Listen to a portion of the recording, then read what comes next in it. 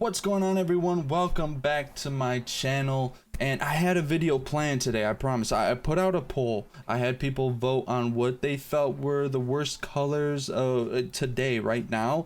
And I was going to take the two highest voted colors, put it together, see if I can make a deck that could compete with the meta, which, you know, I did, I didn't, but I tried. Either way, Ravensburger, however you say it, I still don't know to this point.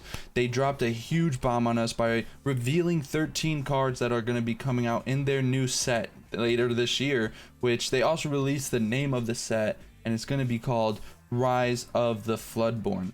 So I thought it'd be fun. I mean, everyone's going over the cards, how they think about it. Maybe for me, I just wanted to make a tier list and rate the cards on how I feel how good they are. Also, you guys can go to the description, find the link for this tier list and make your own. And if you do, send it to the other link, which is going to be my Twitter that I just made. Follow me there, send me your tier list, and we can kind of compare and see what people think are the best. And I'll get into what my criteria really is when we get into the actual video and the tiers. So I mean, you know what? Let's just get going. Let's go. Alright guys, so first, before I get into the cards, I did just want to quickly go over the collector set that Ravensburger released. So it's going to be these 6 cards. They also released a couple mats, which I think this Winnie the Pooh mat is kind of nice. I mean, the thing with the sleeves, I didn't get any, but I've been hearing the quality is just not good, and people have to put over sleeves on them if they want to get the sleeves. And I hope they fix the quality on these, because like this Mulan is sick. I thought the Captain Hook sleeves were my favorite that I saw, but yeah, it's just they need to fix the quality. And then I would love to get their sleeves, and this mat I'm gonna be going for like crazy. It just pops out to me. These look really nice. They have the signatures, I'm assuming, of the artist. It probably explains it in here on the Lorcana website, which I'll also drop in the description. I'll also drop this link that I'm looking at in the description, where it goes over more of the cards than even the Lorcana site does. So if you want to see all the cards, all 13, they'll be on here. But this is just a gift set. You get a couple new ones that are these are kind of like Enchanted-esque, but you know, a little more artsy. I don't even know kind of how to explain it, but either way, I do like it a lot. You got 2 of the newer cards that are coming out, plus you have the Genie, the Maui, Maleficent, and the Stitch, which these 2 were already enchanted, the Genie and the Maui, but not the Maleficent and the Stitch. So that's really cool. I'm gonna grab one of these if I can grab one of them, you know, just how the product is. But either way, all right, so now on to the tier list. We're going from A to D, and we're probably just gonna go in the order of, you know, of this, and we're just gonna go through like that, from 1 all the way down to 13. And just so you know, I don't know if I mentioned it. If I did, I'll probably cut this out, but I'm going based on the meta right now. How can I improve decks with these cards right now? I'm just going over the cards that are out right now. I could speculate anything, you know, any card that might potentially come out, but it's just pointless to do that. So I'm going to go based on, again, what's out now, what's in the current meta, and other cards that are revealed here. You know, maybe they work in tandem, but I don't really think any of these cards really do that they've revealed at the moment. For the first card, we have Bell Hidden Archer, which is a 5-drop, or a 5 cost, just so you know. If I say 5-drop, that's what I mean. It's a 5-drop uninkable emerald 3/3 that quests for 3, can shift for 3, and it has the ability Thorny Arrows, which is whenever this character is challenged, the challenging character player discards all cards in their hand, which is a ridiculous ability. And initially when I read this card, I was like, this is OP.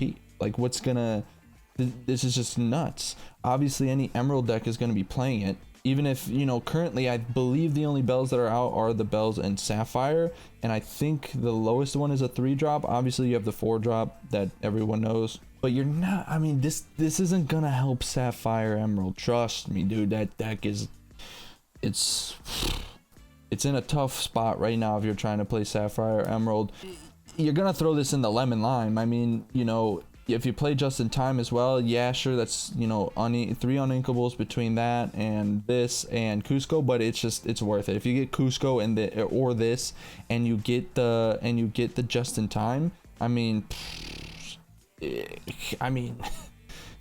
you're playing one of them. You know, which one do you play? Who knows? Maybe it depends on the situation, but this just adds extra annoyance to a color that's already extremely annoying with Flynn Rider and Cheshire Cat, Mad Hatter, again, Cusco.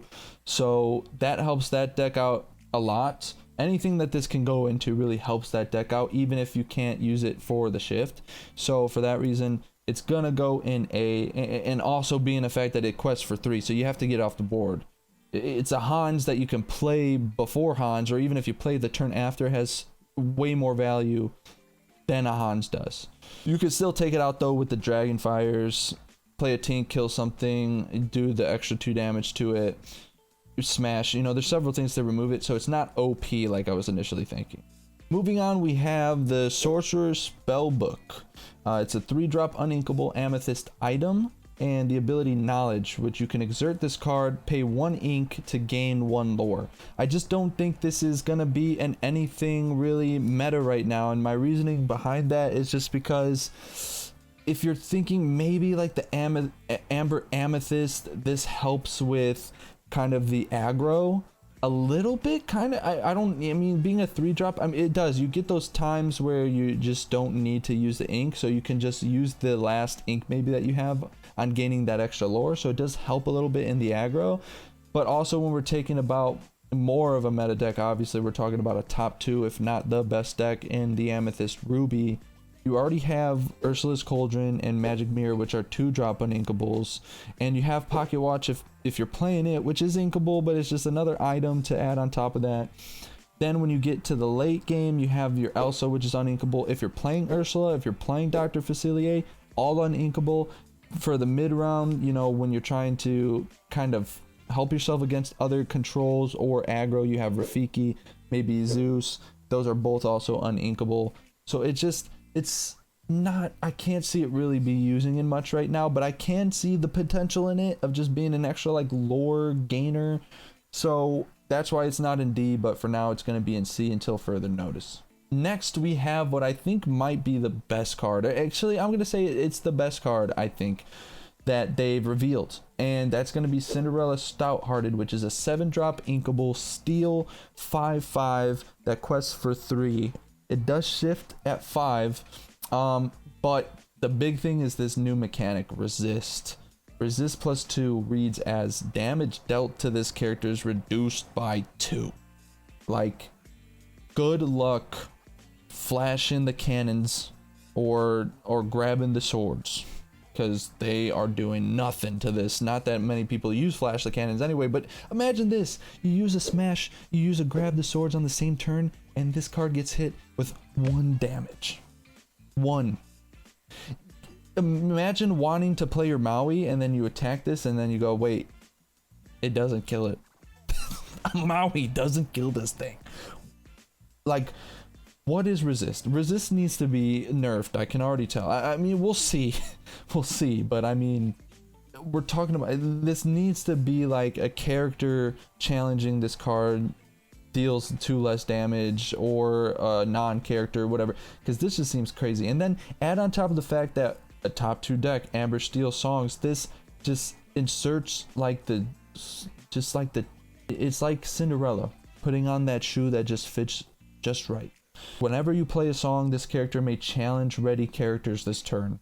Are you kidding me? So now you're thinking about, what card do I play? This is a 5/5 that's going to get hit for 2 less damage. This card, it seems ridiculous to me. I don't know how it's not legendary. The only thing I can think of is because the ability is so specific for a particular deck that it's just like, since it doesn't encompass like the whole color, like you may not be playing songs if you're playing steel. That's why it's not legendary, but this is definitely, you know, gonna help keep Amber Steel Songs afloat, if not just completely on top of the meta. This is easily A, and I think the best card that they revealed. Next we have Tiana, which also has this resist mechanic. So Tiana Celebrating Princess is a 4 uninkable steel 1/4, and you can quest for 2. Again, resist plus 2, so it's just the same thing I just mentioned. And while this, or with the ability, what you give is what you get, and while this character is exerted, you have no cards in your hand. Opponents can't play actions. So it's not ridiculous because you have to have no cards in your hand, and I don't think you're just gonna purposely discard your hand. I mean, maybe you attack the bell and you discard 1 or 2 cards from your hand you didn't need to play this one, which then you have to exert those so that they can't play actions. Otherwise, I don't know if they're playing like Ruby Emerald for whatever reason. They have Dragonfire, or that's the only thing I can think of, or Be Prepared, because other than that, any other action removal doesn't really do much. It having 1 strength is not good, but like there's not much that you're gonna do to this card, because whatever you have at this point is not going to be able to kill it. There's no cards that you have. Even if you had Zeus and you played it on 4 and you attacked it with Rush and it has the +4 challenge, it's only going to do 2 damage to it. So I'm going to put it in B because I think the potential's there. Depending on other cards that they come out with, it may just not be used because of the 1 strength and because you have to have no cards in your hand, which does, I think, make it not as good as it could be. So we'll see, but I'm going to drop it in B for now and move on to the next one. So the next card that we have here on the tier list is Gaston, Intellectual Powerhouse. It is a 6-drop uninkable Sapphire 4/4 that quests for 3. It can shift 4 and it has the ability Developed Brain. When you play this character, look at the top 3 cards of your deck. You may put one into your hand, put the rest on the bottom of your deck in any order. Pretty much develop the brain.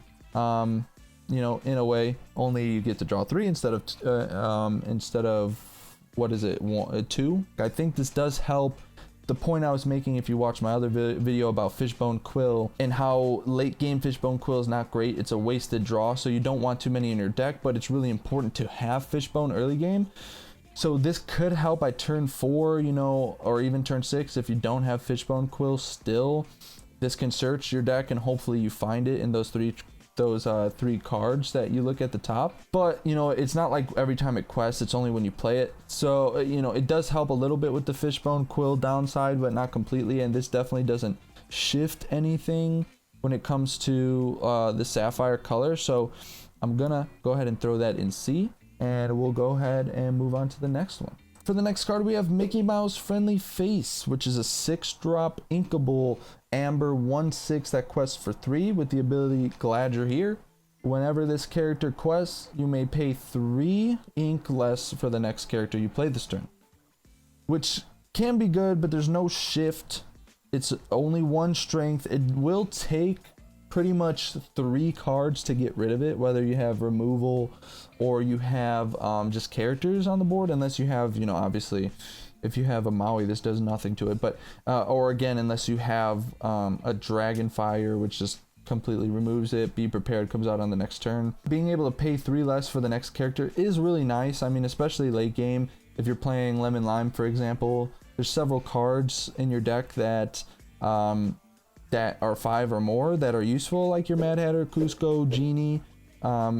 Rapunzel is 4, you could play her for 1. So there's lots of benefits to this card, and being able to quest for 3 is really nice. The 6-drop is where I'm like, I don't really know. It's nice to be able to ink it, but I'm gonna throw it in B. I do think it's a B for being able to play 3 less, and it's whenever you quest, so you can do it every turn as long as this card doesn't go away. And with the 6 willpower, it does help keep it on the board longer, or it forces the opponents to not quest for a particular turn, because they're going to have to throw a lot of things at it again unless they have Maui. So I'm going to keep it in B. That's where I see it being at right now, and we'll move on to the next. All right, for the next card we have Winnie the Pooh. Winnie the Pooh's debut. I mean, not the series. I mean, Tigger's in it, so we have a character, which is kind of weird that Tigger was out first, right? But we have Winnie the Pooh Honey Wizard. It is a 5-drop inkable Amethyst 5/5 quest for 2. You're just not going to be playing this card. It's nice that it quests for 2. It's nice that it's 5/5. Maybe you find one in there. I really don't know, because the questing for 2 and it being a 5/5, it is nice. It is nice to have, and it's a decent common It could find its way potentially. I mean, we're seeing, you know, Cerberus's and Amber Steel decks and Amber Steel songs, which is quest for 1 and is a 6/5 or 5/6. I think it's a 6/5 5-drop. So, you know, this one just has 1 less strength and 1 more lore, which I think is a little bit better. But yeah, so I'm gonna have to throw this. Oof, I don't know. Is it low side of C or D? It just, with all the cards that are gonna be coming out in the next set, I'm gonna imagine. I know I said I won't speculate on cards. I'm not speculating on what cards will do. There's a lot of cards coming out, and with the card adding on top of already, you know, all the cards in Amethyst that are strong, I don't think this is gonna end up being relevant. It is cool to have really nice art. I hope they come out with an enchanted of this one. You know, it's not, you know, useful really, so I don't know if they will, but I think the art's crazy and they could make a cool art, like alternate art with this one, or maybe they come out with a different Winnie the Pooh that's stronger. But yeah, so for now, this is in D, and we're gonna move on to the Queen. The Queen Commanding Presence is a 5-drop inkable amber 4/3 that can quest for 2, and then it shifts for 2. With the ability Who is the Fairest. Whenever this character quests, chosen opposing character gets -4 strength this turn, and chosen character gets +4 strength this turn. So pretty strong. I mean, there's got to be another queen that comes out, because I just don't think they leave the Amethyst Queen as the only other option, and then you shift for 2. I mean, you can do it, like you can play the first queen and then play this one as a shift 2, and then play a different card, you know, like a 3-drop, let's say, if you're on, or let's say a 4-drop if you're on turn 6 to shift this one for 2. I mean, so you can do that, but I just really don't think that's the case. So I really do believe there's going to be another queen that costs less that you can shift this onto, and the ability's strong. I mean, it's one of those whenever the character quests, which is better than just when you know, on the play. Chosen opposing character gets -4, while this one gets, or chosen character gets +4, which is really nice. You know, you could take out some big things without doing damage to your characters, or as much. I mean, without doing damage to your characters, then maybe you just need to throw some damage onto something, because you know next turn you're gonna get rid of it, or you know you just need to work towards getting rid of it, and this can help because you don't got to take out your cards. So it is a nice ability, and I'm just waiting on what other queen, because being able to shift this for 2 is really good, but also the 4/3 aspect of it. I mean, you can smash into it. You can use, you know, again, the Tink. You can play the Tink, attack something, get rid of this when you do the extra 2 damage. You could play just a couple of flash the cannons. There's just several ways to get it off the board. So I'm gonna have to throw this. Man, the shift 2 is so nice. The shift 2, being able to play this on turn 2 is incredible. So I'm gonna put that in B, and just imagine there's gonna be a 1-drop queen. I'm gonna guess that, and that's why I'm putting in B. And if there's not, then I would probably put it in C. But yeah, moving on from that, we'll go on to Zero to Hero. Zero to Hero is a 2-drop uninkable action, or amber action, and it is a song. So you can sing with any character that is a 2-drop or more. And the ability is count the number of characters you have in play. You pay that amount of ink less for the next character you play this turn. This is nice for the song deck. It's not as important as someone might think, because a big part of the aerial is that you could sing cards that are 5 or less. So, you know, you're using a 3-drop for a 2 would be, I mean, you can use other things to sing it. Obviously, you can use aerial to search for it. So it can insert itself nicely into the deck. And then being able to count the number of characters you have in play to be able to pay that much less is pretty nice. But not being able to ink it is where it's kind of, because right now we have Be Our Guest, which you can search for, look at the top 4 cards and pick 1 character. But it's also inkable, which is also a song. So, you know, does this make its way into the deck? I'm not too sure. I think Just in Time is already like a better card than this one is, and that's not even in the Amber Steel song deck right now, and you're not going to add this to Lemon Lime. This doesn't help with your aggro really much at all, because you're not playing something for free. You still got to pay for it, and it's based on the characters on your field. So unless you completely flood your board, which you can, there are decks where you can just completely flood your board, and this might help with that. But aside from that, I don't see this card being too useful, so I'm going to throw this one in C because it does have potential, but I just don't see it right now. Next we have Rhea, Warrior of Kumandra. And I'm just gonna throw this in D. I mean, this is Scar that costs just one less, right? So it's a little bit better. That's probably why it's uncommon instead of common, because Scar is a common and it's a 5-drop.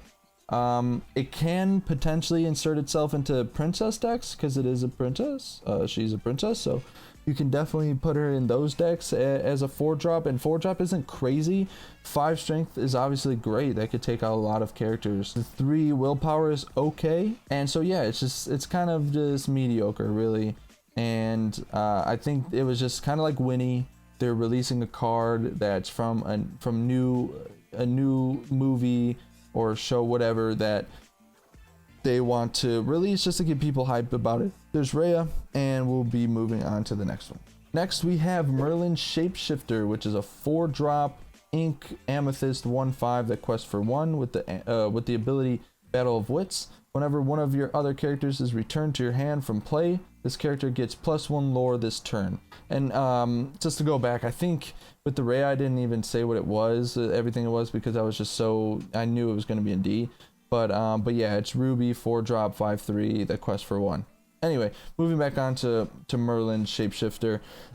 This is another one where I don't really see this card being played right now, and it depends on how many cards are going to be released that bounce your cards back to your hand, because right now the only decks that are being used that have like cards that bounce other cards into your hand are the Mother Knows Best, Genie, if you're playing the Cruella de Vil, and then there's, there's just not other cards that I think are really meta that are bouncing other cards back to your opponent's hand. So being able to get that extra quest, and it's only one extra quest, and it's only for that particular turn, so you're hoping, that they do it multiple turns, and if they do, that they don't bounce that one, and this is just a way worse Rapunzel. Like, obviously it's a different color, so I mean, but I'm just comparing it. It's a 4/1/5, it's the exact same Rapunzel quest for 2, and the ability is far better with Rapunzel. I really just don't think this is going to be played much at all. So yeah, whenever one of your other characters, and it's whenever one of your other characters is returned to your hand from play. Yeah, I mean, I am assuming they're going to add more bounceables, but I think this is a rare that's going on the bottom. It's like a poisoned apple right now.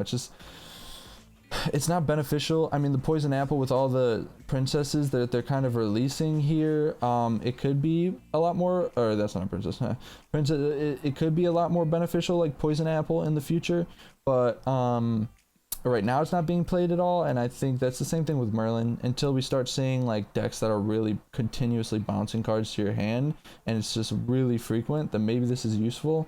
But even to the point of when, if meta ever became like having cards in your deck where you're bouncing, you would bounce this card because you just don't want it to gain a lot of lore. I mean, oh, you know what they're probably doing? They're probably coming out with something that has you return cards from your field into your hand. Yeah, I mean, again, it's speculation. I can only go on really what they're doing now. I think that that's probably what they got going on there.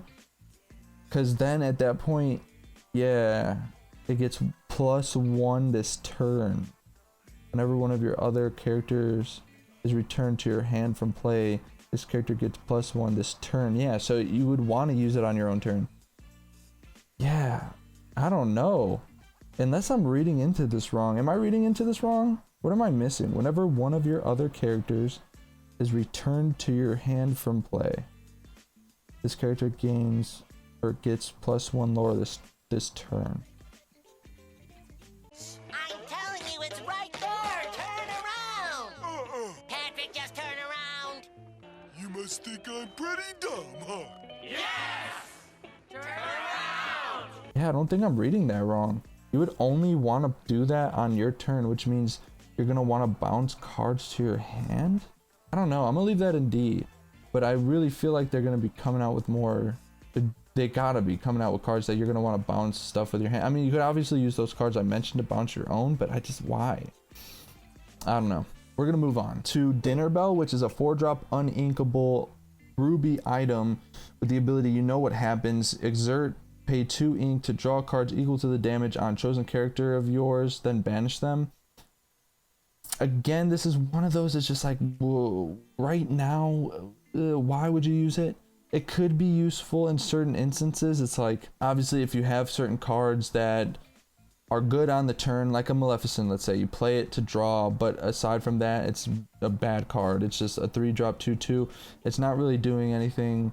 I don't know, maybe your brooms, but you want to use, if you're using a broom package, you're using it to be able to put it back into your hand, which you can't do if you banish that card, because just in case you don't really get this, you get to remove the damage from, or sorry, you don't remove, you get to draw as many cards as a certain card you have in play has damage, like whichever one you choose. So if you have a Maleficent, it attacks a Lilo, so now it has 1 damage. You can go ahead and exert this Dinner Bell card, pay 2 ink to now draw 1 card because there's 1 damage on that Maleficent, but then you have to banish that Maleficent. Yeah, right now I don't see the benefit of this. There's just so much that I feel like is going to change maybe in the second set for these cards to start actually, for these cards that they revealed to matter. Like obviously there's a couple that stand out that are just really good, a few that it's just like you can see being good.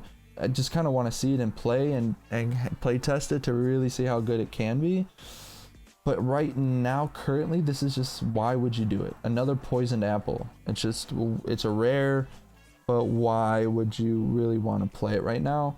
So this one I'm also going to throw in D. We're going to move on to our final card, which is the Elsa Gloves Off. It's a 4-drop inkable Amethyst 3/4 that quests for 1 and has Challenger +3, which I think could make its way into Amethyst Ruby. It could make its way. I mean, I do like the Elsa 3-drop a little bit more. I like the exerting aspect of that, but this is, I mean, this is nice, and you can still shift into your other Elsa.